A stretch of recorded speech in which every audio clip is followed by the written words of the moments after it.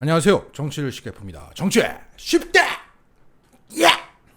오늘 김건희의 논문이 단순 표절이 아니라 복사 그 자체, 작물의 쥐팝체라는 발표가 나오고 KBS에서는 대필 의혹까지 제기하고 있는 상황입니다. 이런 가운데 시민들의 창작 욕구가 폭발하고 있습니다. 어떤 한 시민분이 이런 댓글을 달았습니다.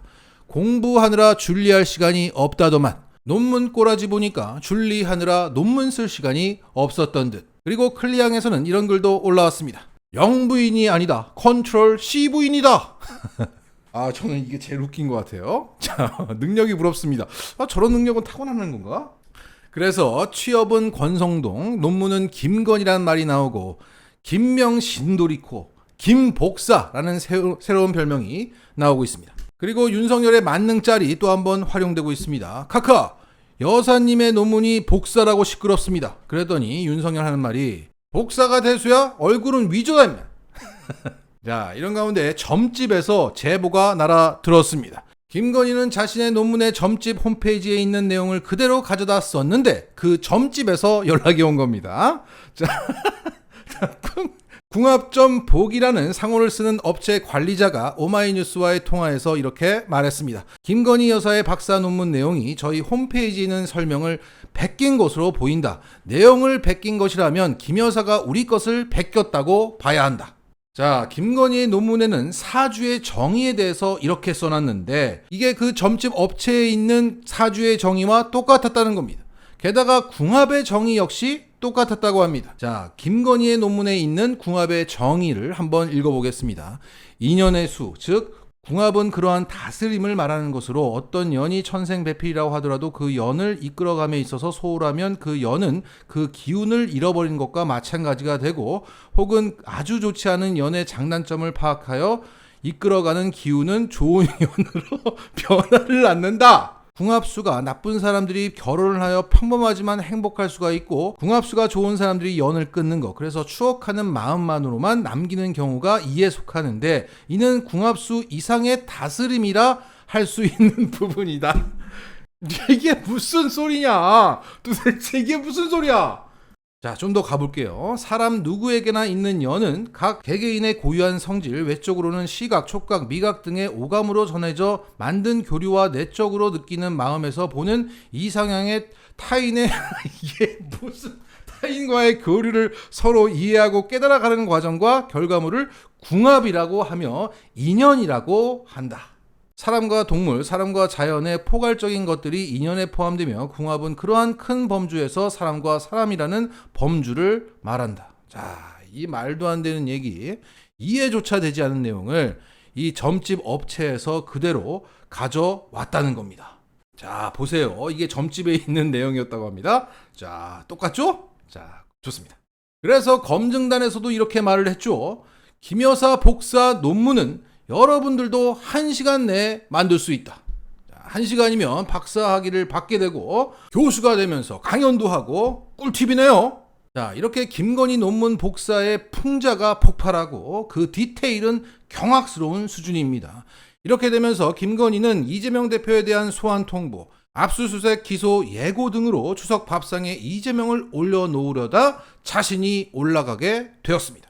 자, 그렇게 될 수밖에 없는 또 다른 근거가 있습니다. 오늘자 스트레이트 뉴스에서 여론조사기관 조원 CNI와 함께 진행한 여론조사 결과를 발표했습니다. 자, 어떤 질문을 했는지 기사를 한번 보겠습니다. 윤석열 대통령의 부인 김건희 여사를 비롯한 정부와 여당 관계자 대상으로 한 검찰의 수사 방식과 이재명 더불어민주당 대표에 대한 검찰의 수사 방식을 비교할 때 그 공정성을 물어봤더니 불공정하다고 대답하는 사람이 무려 63.7%가 나왔고 공정하다고 대답하는 사람이 31.9%에 그쳤다는 겁니다. 그러니까 현 검찰은 영부인부터 여권 인사들은 봐주고 이재명과 같은 야권 인사들에 대한 편파적인 수사를 하고 있다고 국민 10명 중에 6명 이상이 생각하고 있다는 겁니다. 자, 이 검찰의 수사가 편파적이라고 생각하는 이 민심은 지역, 연령, 남녀 관계없이 많았다고 합니다. 서울, 경기, 충청, 호남, 부울경뿐만 아니라 대구, 경북 지역에서조차 검찰의 수사가 불공정하다고 대답을 했다고 합니다. 다만 국민의힘 지층과 자칭 보수층이라고 하는 사람들만 검찰의 수사가 공정하다는 응답이 높았다고 합니다. 자, 지금 민심이 이렇게 돌아가고 있기 때문에 이번 추석 밥상에는 이재명의 백현동? 그거 올라가지 않고 김건희의 논문 복사, 주가 조작, 이준석의 분탕질, 윤석열의 무능과 기만이 올라갈 예정입니다. 더군다나 이런 얘기가 나올 예정입니다. 아, 왜 이렇게 이재명을 못 잡아서 한다리야?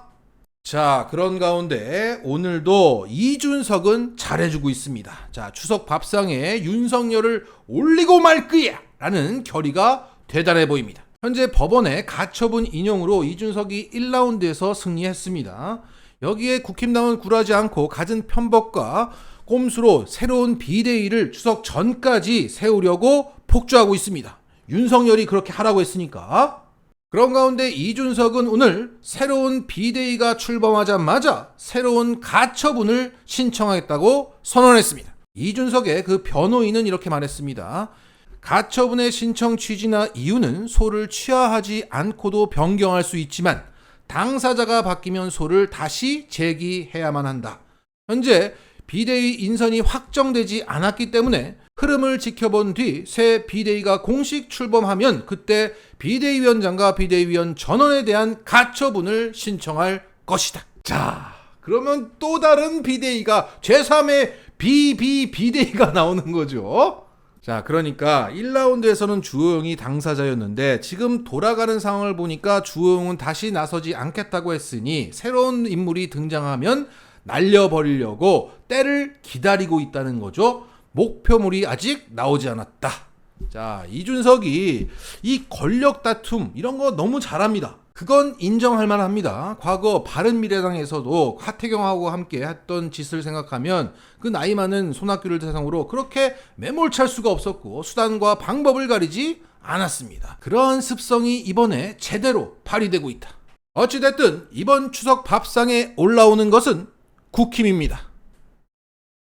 어제 고민정 민주당 최고위원은 대통령 경호처가 내년 예산안에 이명박 전 대통령 경호비를 포함시켰다는 매우 놀라운 사실을 폭로했습니다. 최근 발표된 대통령 경호처 예산이 193억 원, 약 20% 이상 증가한 가운데 대통령실 관계자에게 고민정 의원이 그 증가 이유를 물었더니 이명박 전 대통령의 보석을 근거로 대고 있다는 겁니다. 그러니까 내년에 이명박을 풀어줄 예정이니까 미리 예산을 증액해 두었다는 설명입니다.